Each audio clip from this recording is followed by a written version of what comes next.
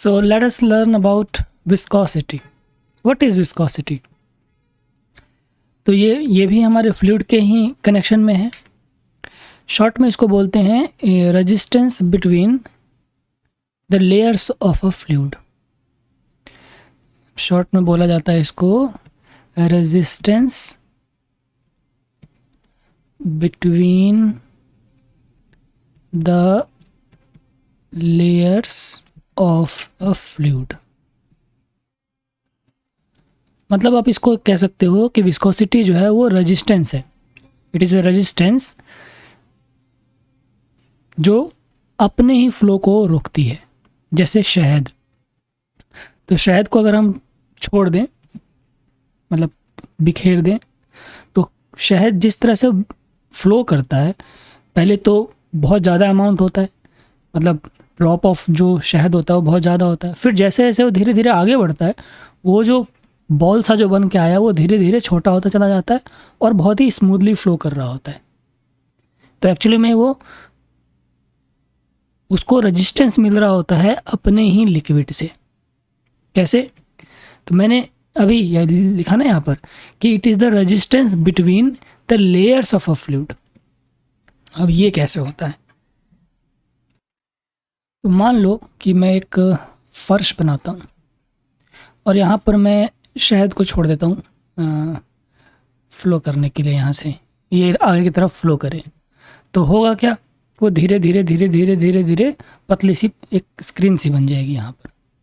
अब इसी को अगर हम जूम करके अगर देखें तो हम इसको ऐसे देखते हैं कि ये जो यहाँ पर जो मैकेनिज़्म हुआ किस तरह से फ्लो किया. तो यहाँ जो मैकेनिज़्म हुआ कुछ ऐसा है कि जो सबसे नीचे वाले लेयर को मैं ये बोलूँ, ये लेयर 1, फिर इसके ऊपर वाले को मैं एक लेयर 2 बोलूँ, फिर इसके ऊपर वाले को मैं एक लेयर 3 बोलूँ. इस तरह से कई सारे लेयर्स.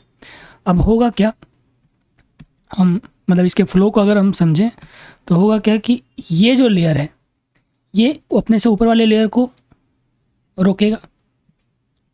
फिर ये जो लेयर है ये अपने से ऊपर वाले लेयर को रेस्ट्रिक्ट करेगा.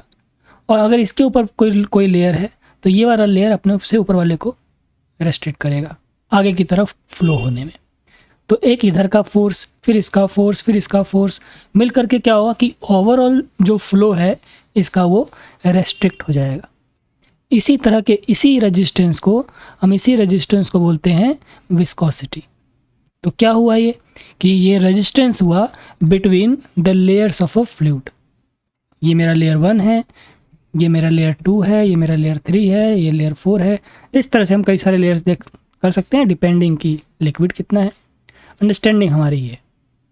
अब इसका इम्पैक्ट क्या पड़ता है, क्यों जानना ज़रूरी है?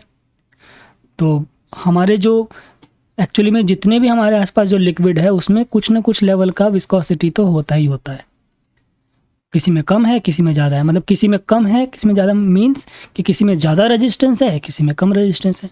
देखो मैंने यहाँ पर शहद का एग्जांपल लिया क्योंकि शहद का जो फ्लो है वो वाटर के फ्लो से काफ़ी ज़्यादा डिफरेंट है और डिफरेंटली हम इमेजिन भी कर सकते हैं. पेट्रोल, वाटर एंड शहद, आप इसको तीनों डिफरेंट तरीके से फ्लो में देख सकते हो. आपने देखा होगा पेट्रोल वगैरह अगर गिर जाए तो बहुत जल्दी फैल जाता है. शहद गिर जाए तो शहद वहीं पर पड़ा रहता है. पानी गिर जाए तो पानी इंटरमीडिएट है दोनों के बीच में कि फैल भी जाता है और उतनी जल्दी नहीं फैलता जितनी फैल जाए आपका पेट्रोल वगैरह गिर जाए तब जो फैलता है. या फिर जो थिनर, यू मस्ट नो कि थिनर क्या होता है. हाँ, वही नेल पॉलिश वगैरह जो साफ़ करते हैं वही. तो वो कितनी जल्दी फैल जाता है.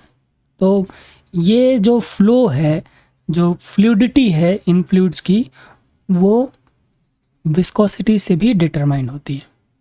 अब मैं कुछ आपको दिखाता हूँ एक क्लिप कि इसका जो ओवरऑल जो इम्पैक्ट है वो किस तरह का नज़र आता है फ्लूइड के मोशन में. तो आप इधर देखो साइड में, राइट हैंड साइड में, तो इम्पैक्ट को देखो ज़रा.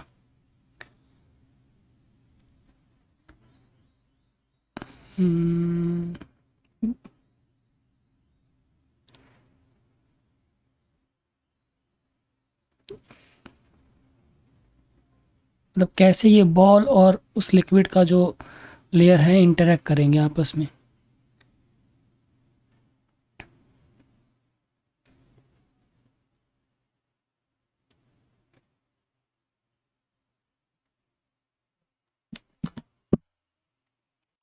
तो जो अभी आपने ऑब्ज़र्व किया लिक्विड में, मतलब जैसा भी वो दिख रहा था विजुअली, वो विस्कोसिटी के कारण ही है। इन शॉर्ट कि वो इंटरनल रेजिस्टेंस के कारण ही ऐसा हुआ है। और हम इस इंटरनल रेजिस्टेंस के मेज़रमेंट को हम इस्तेमाल भी करते हैं, कुछ इसकी एप्लीकेशंस भी हैं। तो वी कैन, कुछ प्रैक्टिकल एप्लीकेशन ऑफ विस्कोसिटी क्या है। तो एक तो ये है कि विस्कोसिटी जो है ब्लड में, मतलब जो ब्लड की एक लेवल ऑफ विस्कोसिटी होती है, और वो viscosity concentration of red blood cells को बताता है, red blood cells, red blood corpuscles को। तो इससे हम डिटेक्ट कर सकते हैं कि कितना आरबीसी ब्लड में प्रेजेंट है। हम विस्कोसिटी को मेज़र करके आरबीसी को डिटेक्ट कर सकते हैं। तो ये तो यूज़फुल हो गया बहुत ज़्यादा। ऑयल जो इस्तेमाल किया जाता है लुब्रिकेंट के फॉर्म में, लुब्रिकेंट मतलब क्या बताऊँ, जैसे पेन वगैरह में डालते हैं ताकि स्मूथली वो चले, तो मशीन्स में, पिस्टन वगैरह में जहाँ पर लुब्रिकेंट इस्तेमाल होता है, तो उसकी उस लुब्रिकेंट की विस्कोसिटी होनी चाहिए। क्योंकि लुब्रिकेंट हमने लगाया, मान लो ये पिस्टन है और ये पिस्टन इसके अंदर अप एंड डाउन करता है, तो ये जो जगह है यहाँ पर क्या है, लुब्रिकेंट ही तो है। तो अगर इसमें लेयर नहीं होगा तो ये जो हमारा मेटल का है और ये जो हमारा मेटल का है वो घिसने लगेगा। तो लुब्रिकेशन तो तभी आ पाएगा ना जब उस पिस्टन में और वो जो हमारा जो मशीन है जिसके अंदर वो पिस्टन अप एंड डाउन कर रहा है उसके बीच में लेयर हो, मतलब रेजिस्टेंस भी ना कम ना के बराबर प्रोवाइड करे, और मतलब रेजिस्टेंस भी ना हो और लुब्रिकेशन भी हो जाए। तो एक सर्टेन लेवल ऑफ विस्कोसिटी यहाँ पर भी डिमांड होती है। तो ये हमारी हो गई विस्कोसिटी की क्लास। तो नेक्स्ट वाले पार्ट में, ये आई थिंक 7th पार्ट है, 8th पार्ट में मैं बर्नौलीज़ थ्योरम एक्सप्लेन कर रहा हूँ। मतलब बर्नौलीज़ थ्योरम ऐसा लग रहा है मैथ्स का कुछ होगा, मैथमेटिकल ही है बट मोर इमेजिनेशन है, फ्लूइड के फ्लो के बारे में है। इजी है, नाम पे मत जाना इसमें। और इससे हमें समझ में आएगा कि क्रिकेटर बॉल को टर्न कैसे करते हैं, एयर में ही ठप्पा कहीं और लगता है और चला किसी और की तरफ जाता है, ये कैसे हो जाता है, हमें इस थ्योरम के थ्रू वो चीज़ समझ में आएगा। एयरक्राफ्ट कैसे लिफ्ट होता है, फ्लो मतलब फ्लूइड के फ्लो से जुड़ा हुआ उसकी एप्लीकेशन, मतलब ये जो थ्योरम है मोर एप्लीकेशन ओरिएंटेड है, रियल लाइफ से कनेक्टेड है। तो आप नाम को छोड़ दो, मतलब इस जो मैंने अभी बात बताई उससे जुड़ा हो हमारा नेक्स्ट वाला जो पार्ट होगा, पार्ट 8 वो करेंगे। फिर अगला जो होगा उसके बाद जो 9th वाला जो पार्ट होगा वो हमारा नेक्स्ट चैप्टर का होगा हीट, उसको मैं जल्दी कवर करूँगा ताकि 4 रह गए, 4 तो 4 को फटाफट ख़त्म करेंगे, 4 चैप्टर।